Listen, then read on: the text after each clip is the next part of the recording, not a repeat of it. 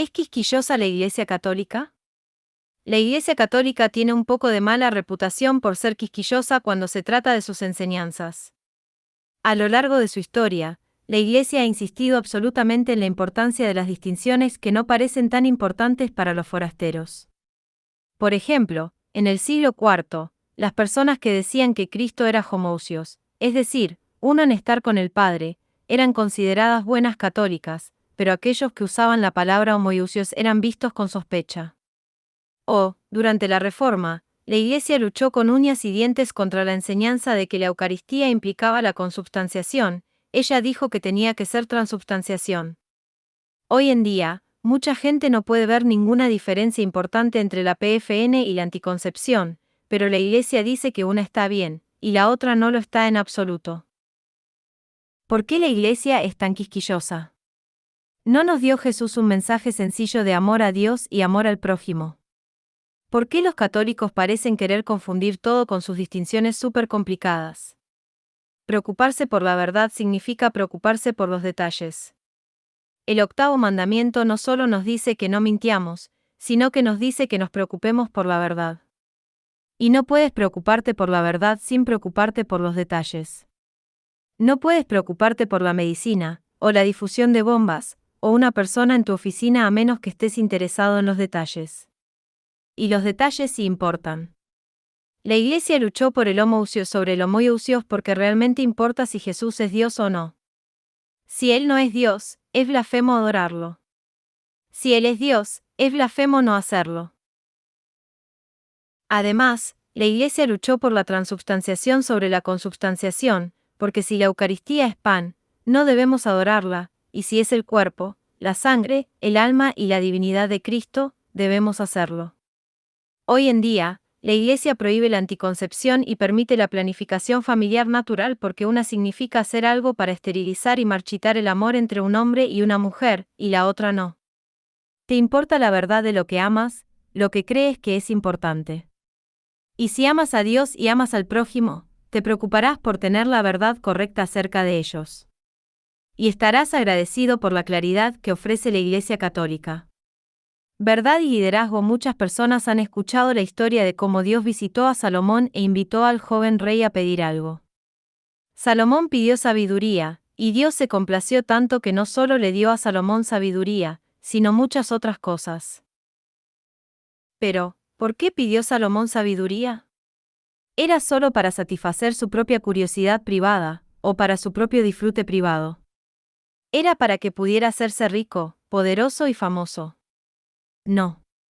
Era porque era el líder de una gran nación, y sabía que no podía gobernarlos correctamente sin sabiduría. Así que escucha. O estás o estarás en una posición de autoridad o liderazgo. Usted puede ser el propietario o gerente de un negocio, el jefe de un equipo de profesionales médicos, el director de una escuela o un maestro en un salón de clases, puede ser un sacerdote y párroco de una parroquia, y lo más probable es que sea el jefe de un hogar, un padre o una madre, un abuelo o una abuela. Y esta es la lección de la sabiduría de Salomón: un líder debe ser más sabio, debe estar más comprometido con la reflexión sobre la verdad, que todos los demás. Porque un gobernante no solo necesita la verdad para guiar sus propias acciones, sino que necesita la verdad para guiar las de otras personas. Y no adquirirá esa verdad, ni esa sabiduría, a menos que dé prioridad a buscarla de Dios en la oración y se comprometa a ejercitar su intelecto en la disciplina del estudio. Un líder debe ser lo suficientemente humilde como para priorizar tanto la oración como la disciplina intelectual del estudio. Las verdades sobre las que debe reflexionar un líder. Entonces, ¿cuáles son las verdades sobre las que todo líder necesita reflexionar continuamente? En primer lugar, necesita pensar en el propósito de la comunidad que gobierna. ¿Por qué existe esta comunidad? ¿Qué significa para esta comunidad florecer?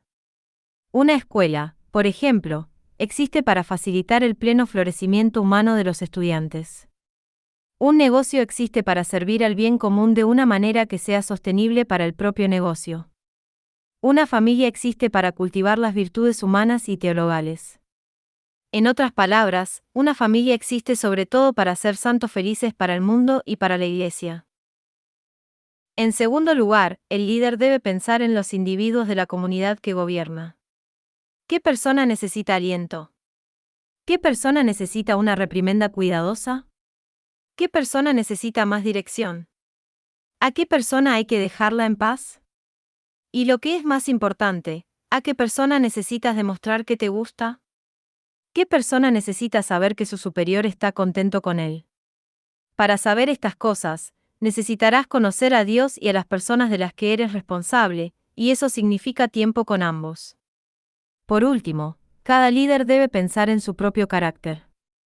Si eres el líder, debes preguntarte continuamente dónde te sientes tentado a ser egoísta, negligente, impulsivo e impetuoso. ¿Dónde corres el peligro de perder la perspectiva? ¿Y dónde te has equivocado? De hecho, ¿dónde necesitas disculparte? Porque el primer paso hacia la sabiduría del gobernante, como muestra la historia de Salomón, es reconocer tus propias limitaciones. La verdad de que Dios está a cargo y que Él te ha puesto a ti a cargo finalmente, como lo deja claro la historia de Salomón, el gobernante sabio debe estar continuamente en relación con Dios, meditando en la verdad acerca de Él y pidiéndole sabiduría. Esto trae una gran paz al gobernante porque incluso si no tomas las mejores decisiones cada vez para tu familia, o cualquier otro grupo de personas que estés a cargo, siempre es útil recordar que, en última instancia, Dios está a cargo. Él te ha puesto a cargo y quiere que ejerzas tu autoridad lo mejor que puedas, pero Él es el único que puede arreglar las cosas de una manera que complemente tus fracasos. Contemplar esa verdad nos da el valor para confiar y el valor para hacer lo mejor que podamos, por inadecuado que sea, para nuestras familias y subordinados. La virtud que traduce la verdad en acción es la prudencia y Tomás de Aquino dice que la prudencia es necesaria sobre todo para el líder. La prudencia es el arte de tomar buenas decisiones. Hay 3 pasos para la prudencia: delibere, reúna toda la información relevante y sopese los pros y los contras. Sé lo suficientemente humilde como para consultar con aquellos que tienen más experiencia y conocimiento en el asunto en cuestión. Toma consejo con Dios. Orar. Pregúntale qué hacer y escúchalo. Toma una decisión. Separe la información relevante de la irrelevante, reduzca y elimine las opciones. Luego toma una decisión, porque esa es la responsabilidad del líder, de asumir la responsabilidad y decidir. Actúe y siga hasta el final. Hay 3 peligros que hay que evitar: el juicio precipitado, el fracaso de pensar antes de actuar, mirar antes de saltar. La indecisión, la falta de decisión. Aquí es cuando puedes reunir toda la información relevante, pero te paralizas a la hora de tomar una decisión. Irresolución, cuando puedes obtener todos los hechos, toma una decisión, pero te cuesta poner tus resoluciones en acción y llevarlas a cabo. Por medio de la oración, por conocer a las personas de las que somos responsables y por la práctica de la prudencia podemos ser los líderes que tanto Dios como las personas a las que servimos necesitan. Verdad y menos que verdad. Estamos meditando sobre el 8º mandamiento y la importancia de la verdad, porque la verdad merece ser defendida del error que la ataca y tenemos la responsabilidad de difundir la verdad. Sin embargo, no debemos tratar nuestras opiniones, preferencias personales y costumbres como una verdad universal. Cuando hacemos eso, nos volvemos muy molestos y en realidad hacemos daño a la verdad.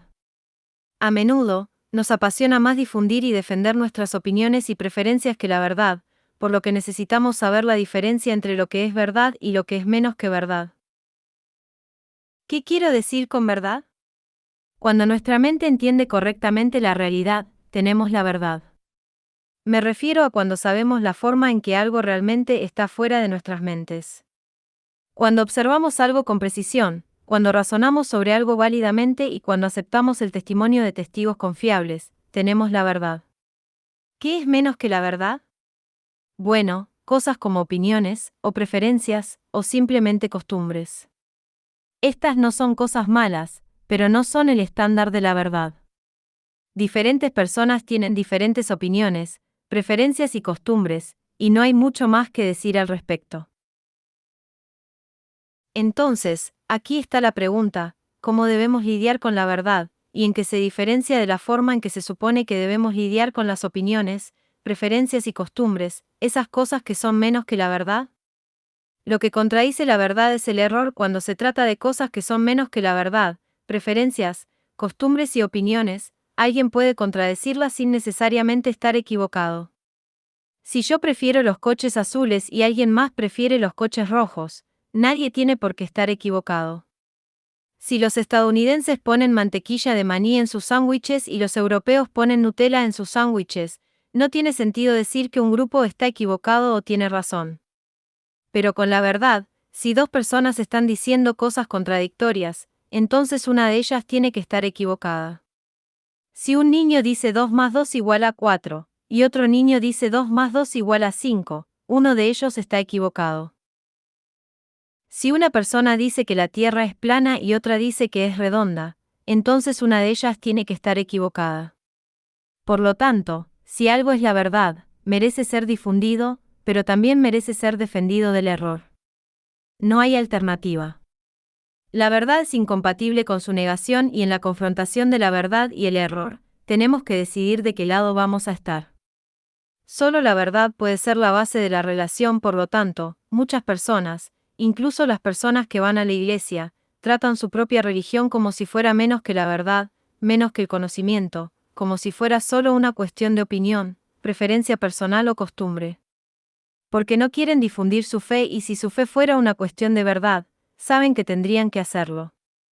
Y no quieren ver a otras religiones como si estuvieran equivocadas, lo cual, por supuesto, sería el corolario de ver su propia fe como verdadera. Pero la cosa es que, si nuestra fe no tiene que ver con la verdad, entonces es solo una triste ilusión.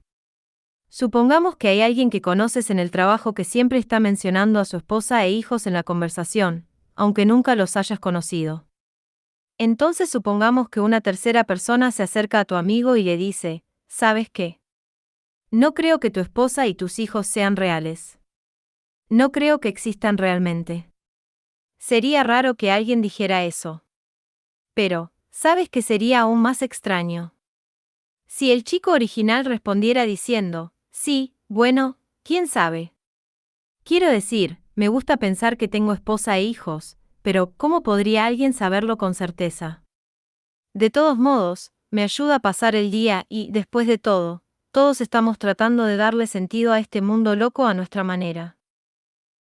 Uno pensaría, vaca sagrada. En realidad no tiene familia. Todo era solo su patética fantasía. De la misma manera, o nuestra fe es un conocimiento genuino de la verdad, o es una fantasía patética. Solo la verdad puede sostener una relación real. Si piensas que tu fe es menos que la verdad, que es solo una opinión, preferencia o costumbre, entonces en realidad no tienes una relación real con Dios o con Jesucristo. Pero si tu fe es un asunto de verdad, entonces tienes que tratarla como la verdad. Lo que significa que hay que difundirlo y defenderlo. De lo contrario, no pensabas que era cierto en primer lugar, la verdad merece ser difundida, la verdad merece ser universalizada. La verdad merece ser defendida del error que la ataca. El catecismo dice que el deber de difundir la fe es simplemente seguir la misión de Cristo de universalizar la verdad. Cristo proclama que ha venido al mundo para dar testimonio de la verdad. El cristiano no debe avergonzarse, pues, de dar testimonio de nuestro Señor. En las situaciones que requieren testimonio de la fe, el cristiano debe profesarla sin equívocos. Eso no significa que tengamos que ser desagradables al respecto, ruidosos o despreciativos de los puntos de vista de otras personas, o repetir irreflexivamente los mismos eslóganes una y otra vez. Compartir la verdad es un arte, y como todo arte, se necesita tiempo y práctica, y oración, para ser bueno en ello. Pero es una obligación para con Cristo. Es una obligación para con la Iglesia. Y es una obligación con la verdad, que merece ser compartida con todos. El chisme como pecado contra la verdad. El chisme es siempre un pecado contra la verdad. Ese es obviamente el caso cuando dices cosas malas sobre las personas que en realidad no son ciertas. Esta es la violación más obvia del 8º mandamiento: no darás falso testimonio contra tu prójimo. Pero incluso si lo que estás diciendo sobre alguien no es técnicamente falso, si es algo malo sobre su carácter que no necesita ser dicho, entonces estás contribuyendo a una presentación falsa de la persona sobre la que estás chismeando. Cada persona es una imagen de Dios, alguien destinado a la divinización, compartiendo la vida divina de Dios como su hijo o hija para siempre. Es alguien con infinitas posibilidades y tan valioso que Dios dio su vida por él o por ella. Y cuando te deleitas en resaltar las partes defectuosas de una persona, estás trabajando para oscurecer esta verdad de su valor infinito. Estás cometiendo el pecado del reduccionismo, que significa tratar a alguien como menos de lo que realmente es. Y el chisme es, de alguna manera, la peor forma de reduccionismo que existe porque significa reducir a alguien solo a sus aspectos malos o ridículos. Y presentar a alguien principalmente bajo sus cualidades deshonrosas, eso es simplemente atacar la verdad más fundamental acerca de ellos, la gravedad de los chismes. Tomás de Aquino insiste en que el chisme puede ser un pecado mortal. Después de todo, dice, el robo podría ser un pecado mortal porque le estás robando a alguien su propiedad. Pero la gente se preocupa más, dice Tomás de Aquino, por su buen nombre que por su propiedad. Así que básicamente se trata del peor tipo de robo que puedes cometer contra una persona cuando le quitas su buen nombre. Los monjes de la iglesia primitiva solían decir que era mejor seguir adelante y comer carne en los días de ayuno que comer la carne de tu hermano a través de chismes. El Papa Francisco nos ha recordado en repetidas ocasiones que el impulso de chismorrear proviene de Satanás y que, en última instancia, es una especie de terrorismo. Lo que hace que el terrorismo sea tan malo es que también es indiscriminado. No sabes cómo se propagará el chisme, cómo crecerá y cómo terminará lastimando tanto a los inocentes como a los culpables. Cuenta la historia que San Felipe Neri hizo una extraña penitencia a una mujer que confesó chismes. Le dijo que subiera al campanario de una iglesia, rasgara una almohada de plumas y extendiera las plumas a los 4 vientos. Luego le dijo que fuera a recoger las plumas si podía. Por supuesto, no podía. Una vez que chismes, no sabes el daño que hará. Ese es el terrorismo indiscriminado de hablar mal de tu hermano o hermana. Es aún peor cuando es en contra de la autoridad. El chisme siempre es malo, pero es peor de todo cuando va en contra de la autoridad. Santo Tomás de Aquino cita la línea del libro de Proverbios 30, 17. A la persona que se burla de su padre o de su madre, los cuervos le sacarán los ojos y los buitres se los comerán. Luego dice, este versículo se aplica a aquellos que se burlan y chismorrean acerca de aquellos que son autoridades legítimas sobre sus vidas. A veces tenemos que ser críticos con la autoridad, o incluso con los que tienen autoridad. Pero cotillear sobre ellos, criticar, burlarse o divulgar innecesariamente información escandalosa sobre ellos, eso es realmente malo. Eso socava la estructura de autoridad que toda comunidad necesita para sobrevivir. Así que si chismorreas contra la autoridad en una familia, no es solo un pecado contra la caridad y la verdad, sino contra el bien de la familia. Si chismes sobre política, no es solo un pecado contra la caridad y la verdad, sino una verdad contra tu país. Y si chismes sobre los sacerdotes, los obispos y el Papa, no es solo un pecado contra la caridad y la verdad, sino un pecado contra la Iglesia. El libro de Eclesiástico es claro y fuerte en su condena de los chismes. Dice, 19, 6 ss, aborreciendo el chismorreo, el hombre evita el mal. Nunca repitas lo que te digan y no sufrirás ningún daño. Ya sea a un amigo o a un enemigo, no hables de ello. A menos que sea pecaminoso no hacerlo, no lo reveles. Se os escucharía, luego se desconfiaría de vosotros, y a su debido tiempo se os odiaría. ¿Has oído algo? Deja que muera contigo. No te preocupes, no te reventará. Un necio sufrirá dolores de parto por algo que se le diga, como una mujer que da a luz a un niño. Así que la palabra, chisme, puede abarcar muchas cosas, y hay muchos nombres tradicionales para diferentes tipos de chismes: puñaladas por la espalda, murmuraciones, cuentos, calumnias. Pero podemos resumir estos pecados como hablar mal de alguien cuando realmente no es necesario. Y este pecado no es solo un pecado contra la justicia. La razón por la que el catecismo pone el chisme bajo el 8º mandamiento es porque el chisme también es un pecado contra la verdad.